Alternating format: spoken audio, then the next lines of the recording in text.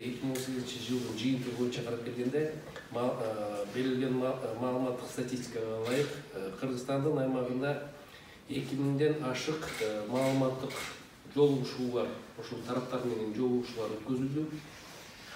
Анын ичинен 250дөн ашык медиативдик процедуралар жүргүзүлдү Кыргызстандын аймагында ошо медиаторлор аркылуу.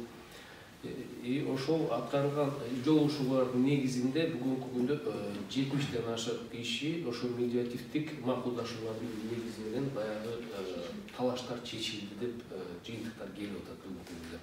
Эми бул алгачкы кадамдар болуп атат, алгачкы баскычтар. Баягы бүгүнкү күндө Кыргызстандын аймагында мына Айдылоонун жардамы менен республикалык медиаторлор коомдошчулук уюму тарабынан 145ден ашык бөлүктөр берилип, медиаторлор мыйзамдын негизинде ишин башташты. Эми буюрса, мына алгылыктуу иштер башталып атат, жыйынтыктар, жемиштүү жыйынтыктар бар деп сиздерди ишендирип кеткенге үчүн бар. Анан бул жерде берилген ушул жогорудагы медиативдик талаш тартыштар кайсыл багыттарда, анан кайсы тармактар боюнча болуп атат деген боюнча маалыматка карасак, бүгүнкү күндө мына жарандык укуктук талаш тартыштар. Ошол кайрылган талаштардын ичинен бул 64%-ын түзөт экен. Эгерде мындай жалпысынан элдердин ичинде талаш тартыштарды карап көргөндө ошол медиативдик чечүү жолдоруна келгенде.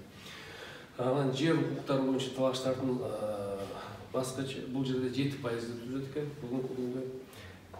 Анан үй бүлөлүк талаш тартыштар. Ошол медиаторлор аркылуу чечилген үй бүлөлүк талаш тартыштардын саны 18%-ды түзөт экен.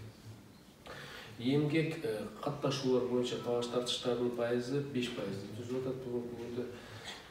Анан кийин мынагы кылмыш иштери боюнча талаш тартыштардын баягы медиация аркылуу чечилген саны бүгүнкү күндө 2%-ды түзүп атат. Эми баягы кылмыш иштери боюнча бүгүнкү күндө жаңы кылмыш жаза кодекстерине өзгөртүүлөр киргизилгенди 2019 жылдан баштап аткандыгына байланыштуу. Эми быйылкы жылдан баштап бул баскычта кескин түрдө өзгөрүлөт деген биз үмүттөбүз.